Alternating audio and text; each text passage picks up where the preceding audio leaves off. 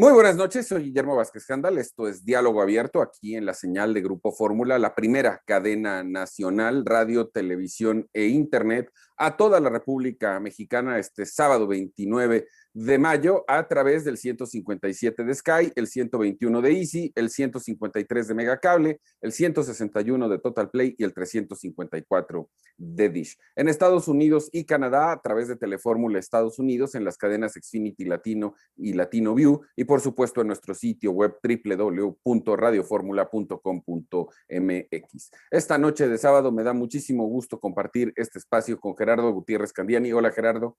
Hola, Memo, Felipe, Carlos, encantado de saludarlos a ti y a todo el auditorio. Carlos Sandoval. ¿Cómo estás, mi estimado Memo, Felipe, Gerardo y a todo el auditorio? Muy buenas tardes. Felipe Gaitán. Colegas, muy buenas tardes, Memo y auditorio, en este sábado. Bueno, pues a darle, porque este es el último día que vamos a poder hablar de las elecciones. El martes inicia la veda, que corresponde a los días previos al proceso electoral, y ya no podremos ni los candidatos, ni los partidos, ni los medios de comunicación referirnos al proceso electoral. Entonces, pues es una especie de termómetro en estos días, casi una semana que falta para el proceso, con cambios muy interesantes, no diría de última hora, pero sí inesperados. Incluso lo comentábamos antes de entrar al aire. Quiero empezar por la perspectiva que tenía Morena muy al principio de las 15 ganar igual y 14 gobernaturas, y ahorita que estábamos haciendo un recuento, sé, y aquí se ha dicho con mucha insistencia, que el tema de las encuestas no necesariamente nos puede dar una fotografía real, porque hay algunas que metodológicamente no son muy correctas, han habido muy pocas, pero sí podríamos coincidir que de lo que se conoce, a lo mejor de esas 14, Morena podría llegar a ganar solamente 3 o 4, y en su mejor escenario entre 7 y 8. Me llama poderosamente, y ahorita lo vamos a discutir, Zacatecas, la tierra de Ricardo Monreal, donde su hermano es el candidato, donde parecería indicar que ya hay un empate técnico, y eso me huele a derrota. Nayarit, un estado donde la preferencia la tuvo todo el tiempo Morena, y hoy el candidato de Movimiento Ciudadano, Nacho Flores, y además tengo información de muy buena fuente de ahí, del Palacio Nacional, del mismísimo Palacio Nacional, que Nacho Flores podría, si no es que seguramente, ser el próximo gobernador de Nayarit, y así otros casos. Vamos rebotándolos. Empiezo contigo, Gerardo Gutiérrez. Gracias. Fíjate que sí, yo creo que, como dicen en la caballo que alcanza gana, lo que hemos visto es que se empiezan a cruzar muchos de los estados y de las encuestas que, como tú bien comentaste, antes de manera muy clara había un margen muy amplio por Morena o por los candidatos de Morena. Esto se ha venido ajustando en los últimos 6 meses, y hoy lo que vemos ya son cruces importantes como el de Sonora, como estados que traían márgenes muy grandes y que hoy no los tienen, en el mejor de los casos, pero la gran mayoría ya vemos, si no un cruce ya definitivo, si ya vemos un empate técnico prácticamente de 3 a 5 puntos, donde pues al final se va a decidir el día de la elección, ¿no? Y eso tiene que ver obviamente mucho con la estrategia que sigan, con el dinero que se tenga, digo, la verdad, con el tema también de toda la logística y toda la infraestructura humana que vayan a movilizar en ese día. Entonces, yo en lo personal creo que va a ser una elección de sorpresas, tanto en la parte de los gobiernos de los estados, independientemente, como tú dices, yo creo que hoy un escenario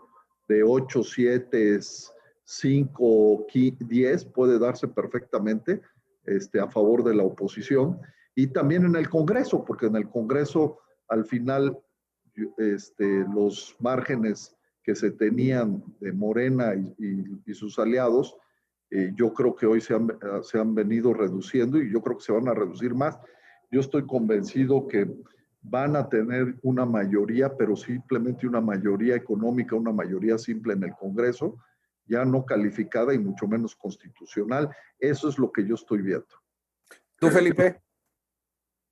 Memo, colegas, fíjense que ahorita con lo que estaba comentando Gerardo, Me parece interesante la lectura, sobre todo porque hace unos meses en estos mismos espacios veíamos que Morena iba a arrasar, o sea, casi estamos en un ambiente pesimista, bueno, no para los morenistas, sino para los otros partidos, de que había una maquinaria que parecía que iba a aplastar, pero lo que hemos visto en los últimos días, semanas, ha sido una volatilidad del voto, ha sido una volatilidad en el cual no solamente hemos visto los indecisos que empiezan a apuntar ya su voto en una dirección, sino también reacomodo de fuerzas políticas electorales, declinaciones de candidatos a favor de otro, reagruparse las fuerzas políticas.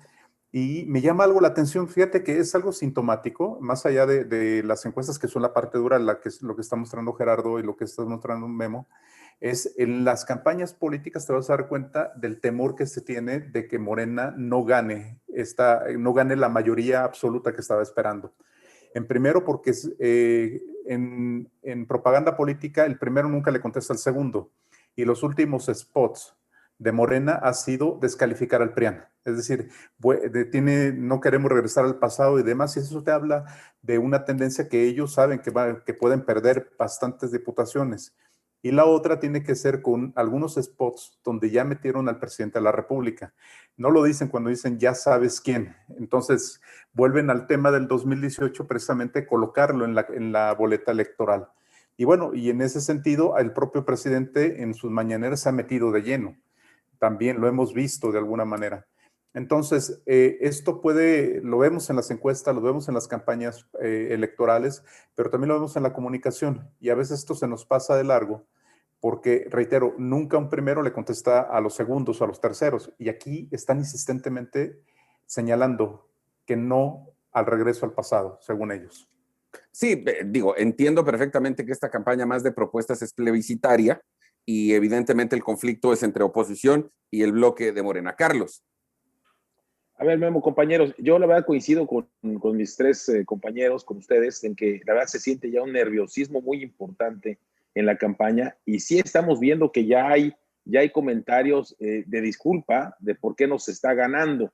Entonces creo que eso es muy, muy, muy delicado. Vemos al líder de Morena pues ya haciendo estos comentarios que la verdad llaman mucho la atención. Y bien lo dice Gerardo Gutiérrez Candiani, caballo que alcanza gana y en esta carrera que no era parejera, la verdad es que los caballos alcanzaron y la verdad es que la gente se empezó a movilizar y la gente no quiere que gane Morena. O sea, eso es lo que yo estoy empezando a notar y eso es muy preocupante. Se nota en los estados, en el caso que platicaban de Zacatecas, por ejemplo, donde está el hermano de Monreal. No sé si vieron ustedes también esta semana pues el llamado del mismo Genaro Borrego, ¿no? O sea, todos se están movilizando, tratando de pegarle a Morena y obviamente lo que hemos dicho desde los programas anteriores, no es lo mismo una elección donde está en la boleta el presidente de la República, o sea, Andrés Manuel López Obrador, a donde no está. Entonces yo creo que ahí es donde se está faltando consolidar, está faltando fuerza y están llegando a la recta final muy cansados, muy débiles y yo también coincido que va a haber sorpresas a favor de México en mi punto de vista. Seguramente esto va a provocar que el escenario postelectoral se convierta en una guerra de descalificaciones, en el que el Tribunal Electoral va a tener más trabajo que nunca en su vida, porque las impugnaciones serán, así se haya dado la victoria por un voto, por un punto porcentual o por 15, y sí siento también que en el mismo día del proceso, ojalá y no, ojalá me equivoque, puede haber algunas intentonas de, no necesariamente de provocar un fraude, pero sí de manchar con la idea de anular o repetir. Ojalá me equivoque, insisto, y que esto sea un escenario muy parcial que no podemos dejar de lado, que en algunos lugares va a suceder y que no estemos la próxima semana después de los resultados hablando más de los conflictos postelectorales que de los ganadores, de la repartición numérica en Cámara de Diputados. 30 segundos antes de irnos a corte, Gerardo. Coincido, y yo sí creo que va a haber un proceso postelectoral muy complicado, ¿no? Ya lo anunció el líder del Senado. Yo creo que además están jugando muchas cosas. Por ejemplo, ahí la posibilidad de tener posibilidades para una candidatura presidencial, pues pasa por Zacatecas.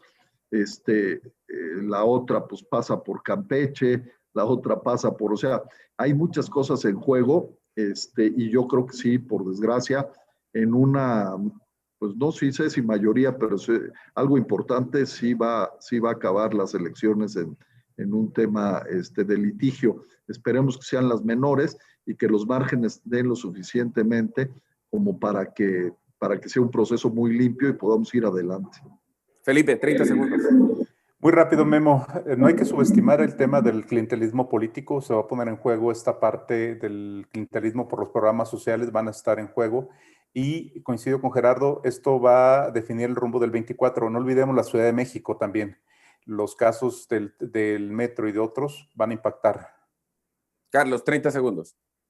Sí, Memo, yo creo que la asociación presidencial ya se va a manifestar desde estas elecciones, coincido totalmente, coincido en el tema de la Ciudad de México, el impacto de la caída del metro de la línea 12, pues obviamente le da a los dos que venían de punteros, pero también lo de Zacatecas, pues habíamos platicado que venía un tercero ahí en discordia, ser cercano, y creo que lo de Zacatecas, si no llega a quedar su hermano, pues también podría estar quedando fuera, ¿no? Muy interesante lo que viene.